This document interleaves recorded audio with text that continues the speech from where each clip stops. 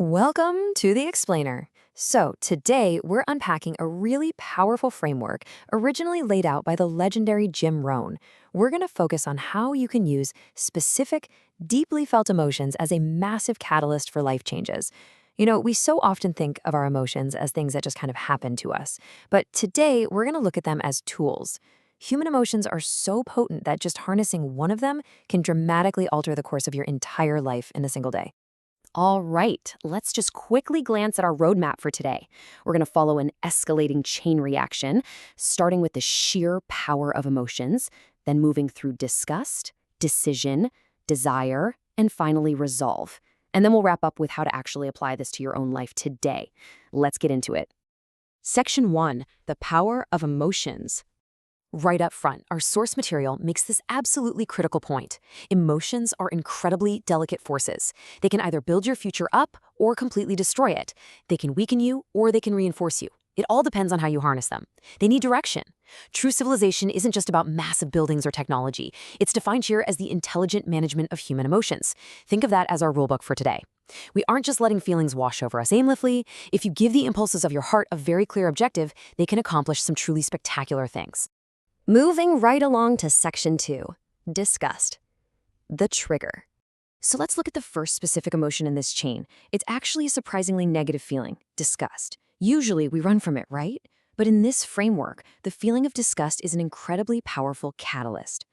The source shares this profound story about a guy who is just absolutely sick to his stomach over his own mediocrity. Picture this. He's agonizing in the dust, metaphorically speaking, because his wife is at the grocery store comparing two cans of beans. One is 37 cents, the other is 39 cents. And he just knows, she is going to buy the 37-cent can, not even a name brand, just to save 2 miserable cents. The sheer, overwhelming disgust of that reality completely hits him. And that agonizing feeling, it literally forces a breaking point. It's the exact moment he walks into his closet, looks at his ragged, embarrassing clothes, and finally just says, "I've had enough." He doesn't just decide to never wear them again, he makes sure nobody else ever will either.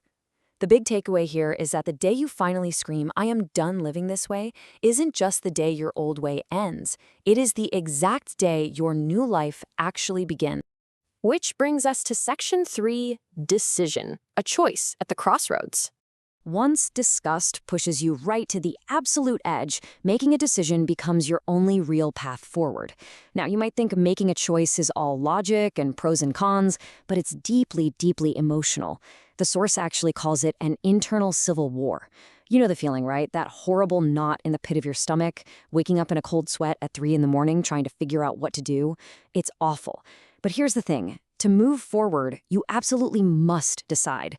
In fact, actually taking the action is almost always way easier than the painful, agonizing process of just deciding to do it. So, how do we get out of that internal civil war? Well, the source shares this fantastic piece of advice from a wealthy friend on how to clear decisions quickly. It goes like this. If a choice is easy, just do it easily, with no friction. But if it's a difficult choice, you've got to go all in and commit completely. Seriously, if you went home tonight and just cleared out your whole backlog of lingering decisions, the sheer relief and clarity from that could provide you with enough inspiration for the next 10 years. All right, Section 4, desire, the inner spark. Okay, your decision is made. Now you need fuel for the engine. And that is our third emotion, the burning spark of desire. You have to genuinely want the thing you're setting out to achieve. Now, desire is kind of tricky because it ultimately has to come from inside you. You can't just buy it at a store. But it can sit totally dormant inside you until it's unexpectedly triggered from the outside. It could be literally anything, reading a specific book, hearing a song, attending a sermon or a seminar, or even just having a really deep conversation with a friend. Any of these everyday things could be the exact external spark that finally ignites your internal desire. And because we genuinely never know what is going to trigger that desire, the advice here is just incredible. You have to welcome every human experience. You have to let life touch you. As humans, we naturally build up these massive emotional walls, to keep out pain and disappointment. But those exact same walls that keep the bad stuff out, they also block out the joy, the inspiration, and sometimes even the bitter experiences that spark our biggest realizations. Obviously, don't let life destroy you, but you absolutely must let it touch you. Moving to Section 5, resolve, the until formula. This brings us to the fourth and final emotion, the one that truly locks in your destination. Saying the words, "I will do it," is quite possibly one of the most powerful things you can do. There's this fantastic quote from Benjamin Disraeli that basically frames determination as a total life or death ultimatum. The source compares it to a climber staring down a massive mountain. Everyone is telling them, hey, it's too high, it's too rocky, it's way too hard. But the climber's resolve is absolute. They say, it's my mountain, and I'm going to climb it. Soon, you're either going to see me waving from the absolute peak or you won't see me at all because I'll die on the side. When someone operates with that intense do-or-die energy, the world just kind of has a strange way of stepping aside to let them through. To really put this into perspective and prove how natural this intense level of determination actually is for us as humans, let's just ask a super simple question. How long do you give an average baby to try and learn to walk before you just, tell them to give up? It sounds totally crazy when you frame it like that, doesn't it? Any mother on the planet will give you the exact same answer. My baby is going to keep trying until they learn to walk. And that is exactly why almost every single human being walks.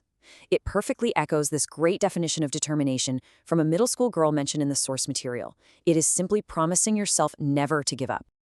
And that right there gives us the ultimate magic formula for success. It's called the until formula. So how long will you work on your dreams of wealth and happiness? You don't put a timeline on it.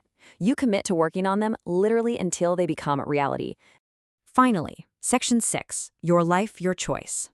All right, it is time to apply these 4 emotional catalysts directly to your life, right now. There is absolutely no reason to delay a better future. You can dig deep today and use these simple steps to harness all those remarkable human gifts waiting inside you. Buy that new book today. Make that new plan today. Set a new goal. Make a new effort. Do it right now. All of this potential is just sitting there, waiting for you to unleash it. And I really want you to absorb this next point because it's a real game changer. If you don't like your current life, change it. If your situation isn't working for you, change it. If you don't like your current address, change it. You are not a tree. You are not rooted to the ground. You only have to stay exactly as you are today if you actively choose to. The source actually wraps up with this incredibly vivid image of a man who takes a shotgun to his embarrassing, beat-up old car. He literally shoots out the windows and the tires and just leaves it sitting there as a permanent monument to the exact day his life changed. He made absolutely sure he could never go backward. So, just like you can commit a negative act that alters your life, you can absolutely commit a massive positive act anytime you want. Which leaves me with one final challenge for you to take away from this explainer today. What specific, positive act are you going to commit tomorrow to permanently alter the course of your life?